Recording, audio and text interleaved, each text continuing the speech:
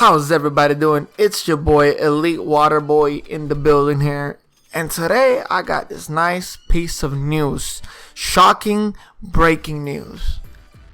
The Cincinnati Bengals are going to draft Ja'Marr Chase, right? My sources have informed me that is a decision they want to make. My sources being the crazy voices I hear in my head every night when I go to sleep. But seriously though, no one, I don't think anyone's confirmed this. I don't think anyone has said this. But the Dolphins did trade Ereck Flowers for, I believe it was a late pick swap. Basically they traded him for nothing, right? Like I looked at it, I can't even find what pick they swapped, right? I mean, I'm imagining the phone call. They were like, "Yeah, we'll give you Ereck Flowers, and we could swap a pick. Yeah, you got picks, right? Yeah, we'll swap it. We'll swap a late pick. Forget it. I don't know, whichever one you want. I don't know, a late pick. We'll swap it." I'm pretty sure the Dolphins don't even know which pick they're gonna swap. They basically gave Ereck Flowers away for a bag of stale chips, okay? And Flowers wasn't a terrible player last year. He was pretty okay. So it got me thinking, why would the Dolphins do this, right?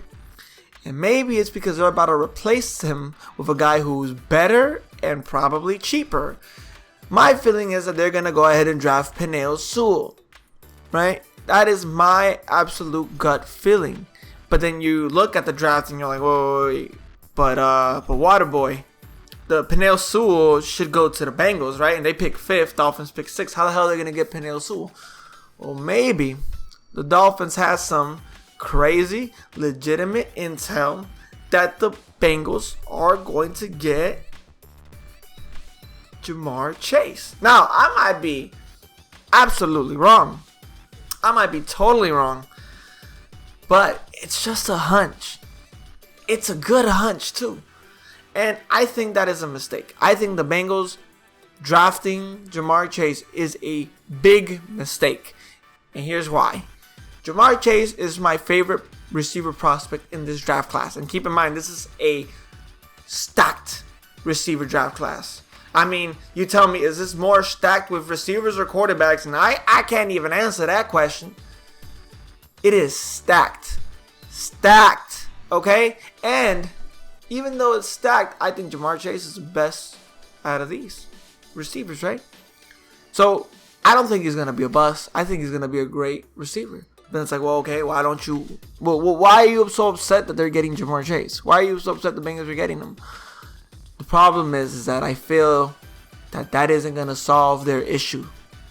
Okay? Joe Burrow finished his season very early with a very tragic injury.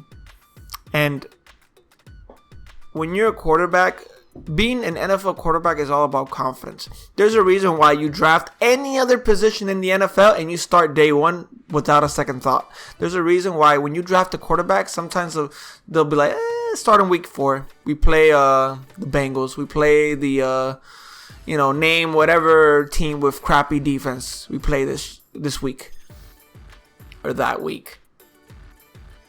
And that is the main issue. Okay? Quarterbacks, it's a confidence game. It's about, can you start somebody and can they play good their first few games? Okay, hey, look, I won 2 games in a row. Oh, snap, I'm on a roll here. Hey, look, I completed a 80-yard touchdown. Oh my God, I'm on a roll. It's a confidence game. Okay, one bad season can literally ruin your quarterback's confidence in himself. And I know I'm saying confidence a lot, but dang it, that's what being a quarterback is all about. And Joe Burrow has probably all the confidence in his world in his playing ability. But if he goes out with another injury, what do you think that's going to do to his mental state when it comes to like, oh my God, am I going to be one of those guys who's always injured? I believe the best thing is to protect Joe Burrow. Burrow. Protect Joe. It's the most important thing for the Bengals to do. And here's another thing. I don't know if y'all noticed, but to me, quarterbacks need 3 important things. And I'm going to name them in order of most important to least important for them to thrive, right? Most important, they need a good O-line. They need to be protected, okay? I don't care what quarterback you are. If you have a second to throw the ball each time, you're not going to be good. You're not going to throw too many. You're not going to complete too many passes. You're not going to pass for that many yards. You're going to get absolutely clobbered, okay? And you're going to throw a bunch of interceptions too because you're going to be hurried a lot.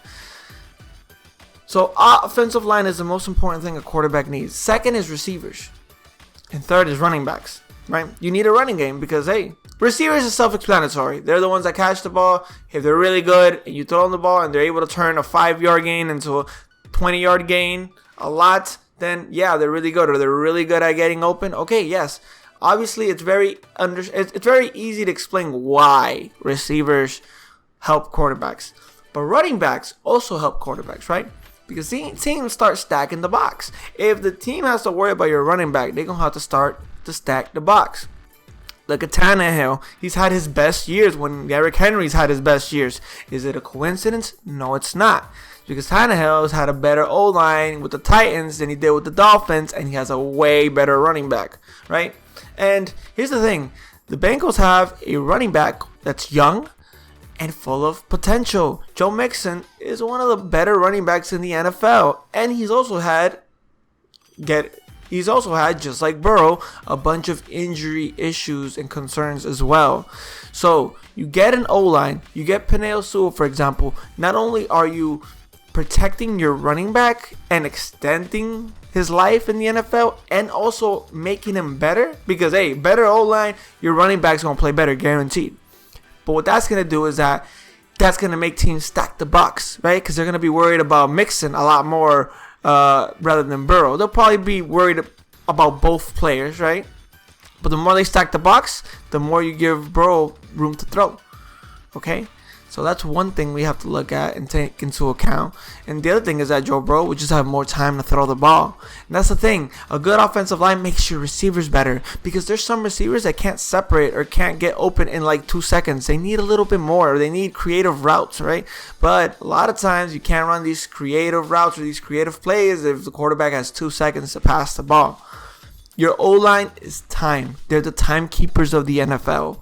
Okay, and right now Joe Burrow needs time. He needs to be able to take a long time to be able to think through and make the correct decisions. Okay, and right now he isn't able to do that. You need to protect him. I have no doubt in my mind that him and Ja'Marr Chase would be an absolute killer duo. But you know who else would be a killer duo?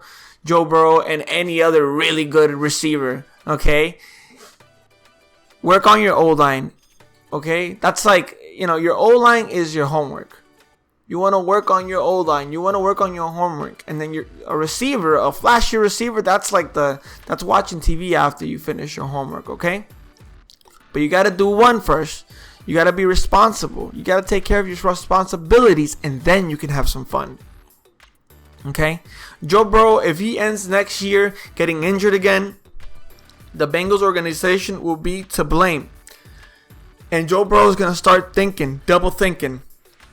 Oh my God, am I going to get injured again? Oh my, his third year, his first concern is, oh my God, am I going to tear my ACL again? Am I going to rip my hamstrings up? Or am I going to, oh God, I'm worried. Oh my God, I'm super worried. I'm telling you, it's going to affect them. And you don't want that. You don't want that at all. I might be totally wrong. Ja'Marr Chase might be the best receiver ever, and Penei Sewell might turn out to be an okay offensive lineman. It's happened before. I'm okay, and you know what? I will happily say I'm wrong, because you know what? That means Joe Burrow found a receiver so good that it don't even matter if you got a good O-line or not. Okay, and people will say the example of, well, look at Kyler Murray. He got Hopkins. His O-line ain't all that, but he got Hopkins, and that improved his numbers by a lot, and that made him a lot better. Okay, are we going to sit here and say with confidence that Ja'Marr Chase will be DeAndre Hopkins? That Ja'Marr Chase will be a top 5, top 10 receiver, not top 10, top 5, top 3, top 2 receiver in the NFL with 100% like confidence? We can't, okay? And the Bengals did this, a few years back. They drafted John Ross with the 4th, 5th pick. Okay, so just because you drafted a receiver number 4 or 5, doesn't matter how much you think he might turn out to be amazing. He might not. Okay, he might be a bust, or he might be good, but not DeAndre Hopkins good. If I had to bet on it, I'd probably say he wouldn't be as good as DeAndre Hopkins. You know why? Because there's only one DeAndre Hopkins in the world. Okay? What I'm trying to say is that at the end of the day, I think an offensive lineman would improve the Bengals' running game and the passing game just with one pick, right? I think Joe Burrow just has to play one season completely without getting injured. That should be the goal for the Bengals next year. Because then he'll be confident that he's not an injury-prone guy, that it was just like a freak accident, and okay. You go on from there, and then you start adding weapons, and then he starts getting better. The Bengals aren't in such a hurry, okay? The Bengals ain't trying to win a Super Bowl tomorrow, all right? They are in no hurry. They are in no rush. You take your time, and you develop this guy, and you freaking protect him, okay? You protect him first, and then give him toys after that, all right? You can give him all the toys he wants after you do his O-line. That's all I got to say about this. I might be totally wrong, but hey, I'm willing to live with that. And if Joe Burrow and Ja'Marr Chase are a killer duo, such a good duo that it doesn't even matter how good his O-line is, and hey, I will happily admit that I'm wrong.